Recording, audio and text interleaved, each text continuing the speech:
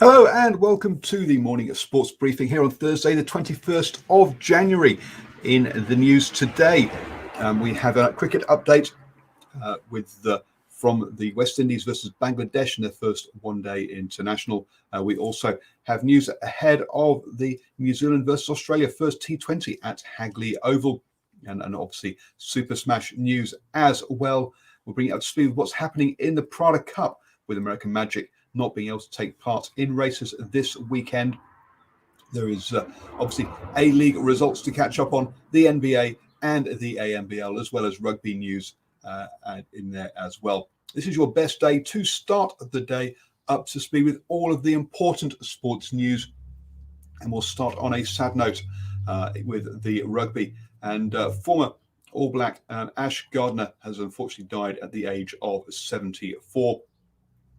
He played 11 games for the All Blacks, including one test on the 1974 tour to Australia and Ireland, winning his test cap against Australia in Sydney. The Takapuna rugby legend, let's be honest, he played over 100 games for Taranaki, 102 games for Taranaki, and him and his family, his sons, brothers, and father have all been involved with the Takapuna club down there in Taranaki. Thoughts go out to his family and friends. There will be a farewell for Gardner at Takapuna Rugby Club on Saturday, the 23rd of January at 11 a.m. So wish everyone some very happy thoughts of his life during that event. Moving on to the A-League, and we had two games over in Australia yesterday. The Newcastle Jets took on the Brisbane Roar, and the Newcastle Jets' poor start to the season has continued, losing 2-1 at home to Brisbane Roar. That means the Jets now have lost all four of their games this season. The Brisbane Roar take themselves up to third in the table. The other game yesterday saw Perth Glory have their first game of the season.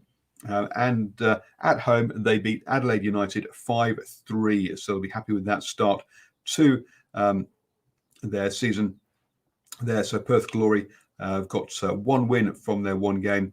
Adelaide United have a win, a draw, and a loss so far from their three. So a mixed up and down start for them in the A-League.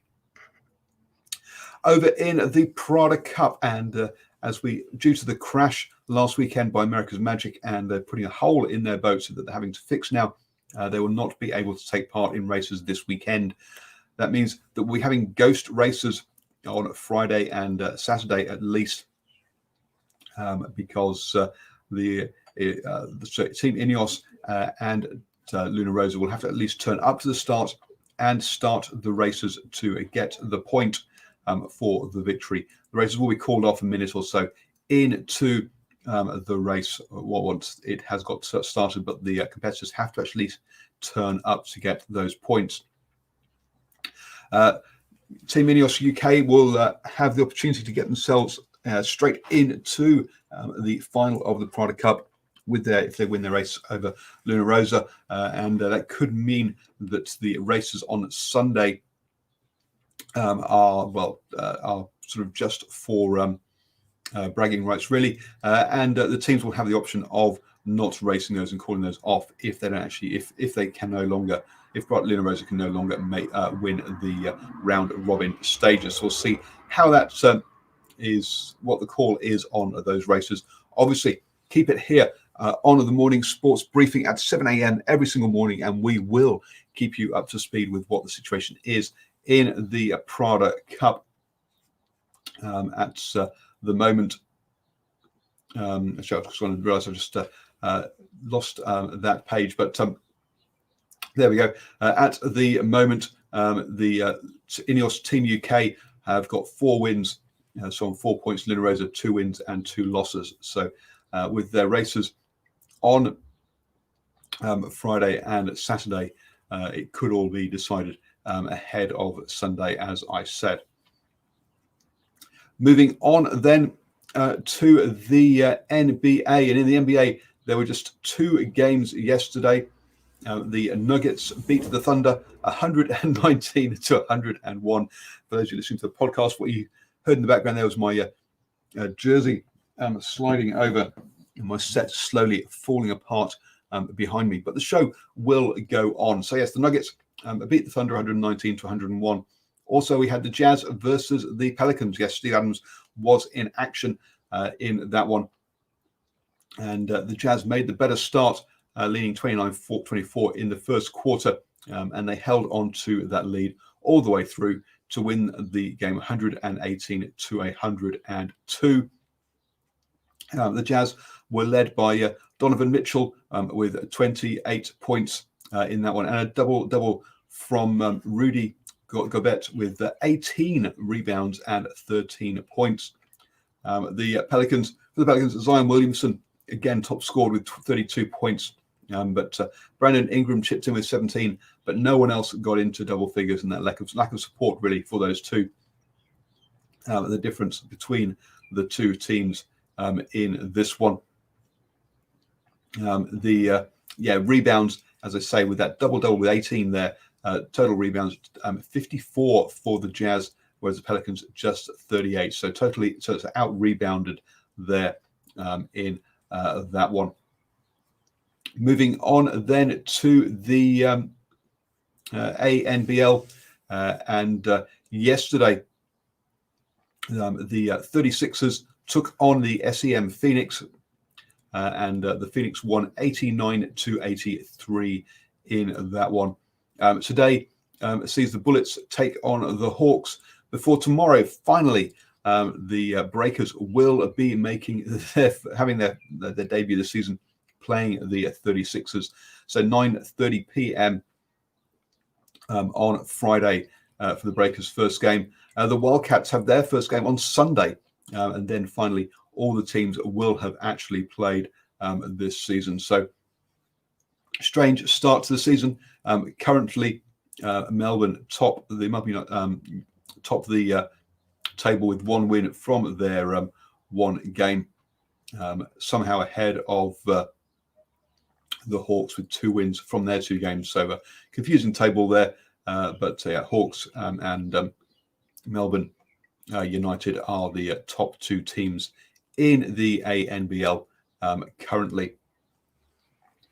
Moving on to the cricket, and there was international action yesterday with the West Indies taking on Bangladesh in the first one-day international over in Dhaka. The West Indies went into bat first and scored 122 off their 50 runs, really never getting going. Mustafiz Rahman took 2 wickets, removing the 2 openers, so that the West Indies were reduced to 2 for 24. And it wasn't really until Carl Mayers and Rovman Powell came together for a bit of a stand, taking the score from 5 to 56 to 6 for 115. But wickets fell quickly before and after that, and those were and only 4 players got into double figures. Shakib Al Hassan, off his 7.2 overs, took 4 wickets and only gave up 8 runs. So yes, his economy rate was just over 1 run and over. So some fantastic bowling by Al Hassan there. Also, Hassan Mahbub also chipped in with 3 wickets as well. In reply, Bangladesh knocked off the runs with in just under 34 overs. Tamim Iqbal, the captain, top scored with 44, and Bangladesh cruised home with 15 or so 16 overs to spare in that one. Over in the Super Smash, and we'll have 2 games today. The Northern Spirits taking on the Canterbury Magicians, starting at 3:30 p.m. Over there in Seddon Park in Hamilton, followed by the Northern Knights versus the Canterbury Kings at 7 p.m. In that one. Kane Williamson will be in the lineup for that one, and this will be his first domestic T20 game since 2014. So, folks, get down to Seddon Park this evening at 7 p.m. For that one to see New Zealand's best batsman by a long way playing in that game. Definitely one to get down and say, not played in domestic T20 since 2014. So yes, get down there to watch that. To give you an idea as to how popular cricket is at the moment, the first T20 between the Black Caps and Australia at Hagley Oval down in Christchurch has sold out. Yes, all 10,000 tickets have gone already. There are limited tickets available for the second match on February the 25th in Dunedin at the Otago Oval. So if you want to get along to that game, you need to get in quick. This will be the first game under floodlights at Hagley Oval, or the first international game under lights, at Hagley Oval. So all steps, stepping stones on their way before they're hosting the Women's Cricket World Cup soon. So yes, wonderful to see that development happening down there. You have now started the day the best way, up to speed with all of the important sports news. Don't forget to that you can listen to us on a podcast as well as finding us live at 7 a.m. every single morning. Just search New Zealand Sports Radio on your favourite podcatcher.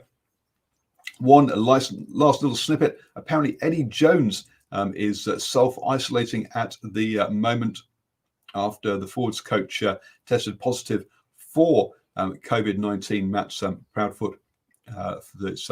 Yes, England's preparation for the Six Nations not great, with those two having to isolate ahead of the Six Nations, and that'll definitely disrupt their training camps in that one. Hope you all have a wonderful day, and join us tomorrow morning at 7 a.m. for the morning